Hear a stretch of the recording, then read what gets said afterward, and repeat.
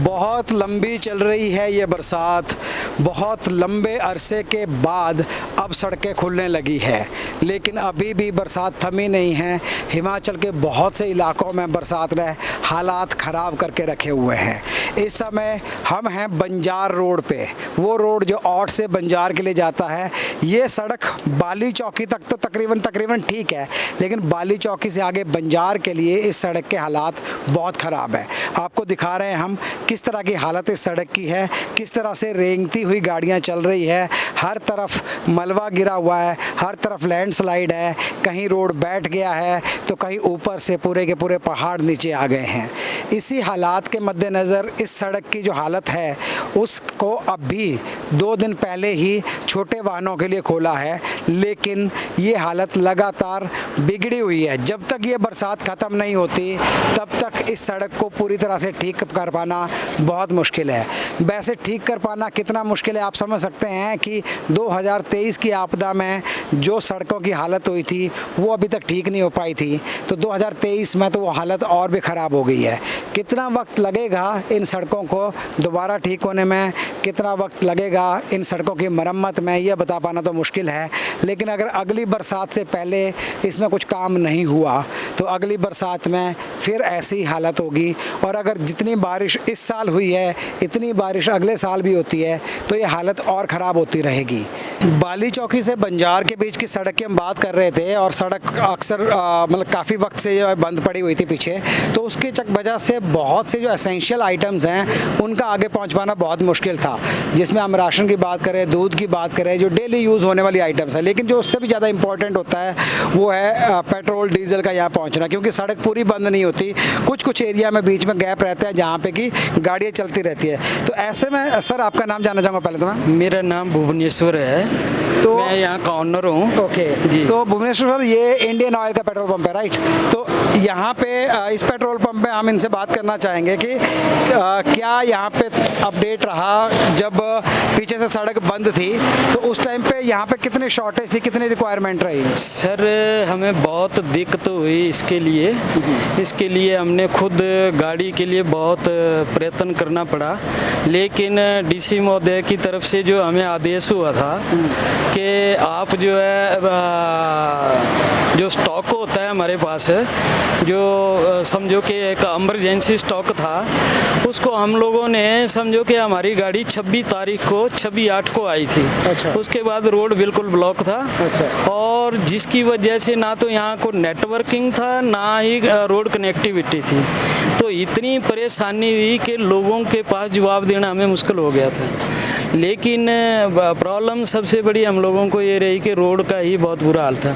अभी भी समझो कि कल 14 तारीख को हमारी गाड़ी यहाँ से क्रॉस हो पाई, लेकिन उसके लिए भी हमें खुद रोड के वो जो था कनेक्टिविटी के लिए हमें खुद खड़े होना पड़ा, और खुद हम लोगों ने मशीनें वहाँ पे लाई। तो एसडीओ साहब से हमने रिक्वेस्ट की, उन्होंने बहुत सहयोग किया हम लोगों का। NHSDO टैल सिंह जी, उन्होंने बहुत प्रयत्न किया। जब भी हमारी गाड़ी आई तो उन्होंने मशीनें काफ़ी हमारी हेल्प की। तो इस वजह से हम लोगों को बहुत दिक्कत रही। यहाँ लोगों के लिए गैस के लिए तेल नहीं मिल रहा था, कोई एम्बुलेंस के लिए तेल नहीं मिल रहा था। SDM ने बोला कि यार हमें तेल दो। तो उसके लिए हमें बड़ी दिक्कत हुई। जब इस तरह की सिचुएशन आती है तो जैसे आपने बोला कि डीसी ने बोला था कि जो रिजर्व है वो आपके पास रहना चाहिए, कि उसके लिए सर हम लोगों ने बहुत प्रयत्न किया। जहाँ जिसकी ज़रूरत 20 लीटर थी उसको हमने समझो कि 5 लीटर से उसका गुजारा चलाया। अच्छा। लेकिन परसों चौथ से तो हम लोगों की बिल्कुल डेड पोजीशन थी, हम कुछ नहीं, हम बिल्कुल ख़त्म हो गया था, हम कुछ नहीं कर पाए। अच्छा। तो आगे से तो आदेश ऐसा था कि आपको जो है मिनिमम स्टॉक रखना होगा। लेकिन कितना हम रखते, 26 तारीख से लेकर के 2-2 लीटर 5-5 लीटर दे करके भी हमारी कंडीशन ख़राब हो गई थी। अच्छा। लेकिन हमने बहुत कोशिश की कि इसको ठीक ढंग से जो है लोगों तक पहुंचाया जाए। तो ऐसी सिचुएशन में मैं एक बात जानना चाहूँगा, जैसे जो सरकारी मशीनरी होती है तो उनके लिए जो डीजल की रिक्वायरमेंट होती है उसके लिए भी आप ही को रिजर्व रखना पड़ता है? सर बिल्कुल, हम लोगों ने NH के लिए बहुत हेल्प की, रोड खोलने के लिए। आपका एयरटेल और जियो के लिए, नहीं तो अगर हमारे पास तेल नहीं होता तो कोई भी कनेक्टिविटी यहाँ शुरू नहीं हो सकती थी, क्योंकि यहाँ से तेल जो है गाड़ियाँ तो कहीं जा नहीं रही थी। और जो भी गई वो जो है आदमी के द्वारा जो है तेल ढोया गया जहाँ जहाँ सड़क खुली थी वहाँ के लिए चाहिए। बिल्कुल बिल्कुल बिल्कुल सर। तो उस चीज़ में ये कनेक्टिविटी नहीं होनी थी यहाँ पे, अगर हमारे पास ऑयल नहीं होता तो। बिल्कुल। हाँ, तो उसके लिए जो हमने काफ़ी सहयोग किया। अभी तक गवर्नमेंट से हमें कोई पेमेंट नहीं मिली। अच्छा। तो हमें भी काम चलाने में बहुत दिक्कत हो रही है। हमें अभी पेमेंट ना तो NH से मिल रही है, ये सब लोग बहाने बना रहे हैं। तो अब हमें काम चलाने में दिक्कत हो रही है। वहाँ से तो आदेश हो गया कि जी आप जो रिजर्व करो और जो गवर्नमेंट की हेल्प करो। तो हेल्प तो हमने कर दी, लेकिन अभी तक हमारी पेमेंट तक नहीं मिली है। अच्छा। हाँ। तो ये जैसे बता रहे हैं, एक तो पहली बात तो यह शॉर्टेज थी, और क्योंकि जब भी आपदा की बात आती है तो शॉर्टेज कहीं ना कहीं हो ही जाती है।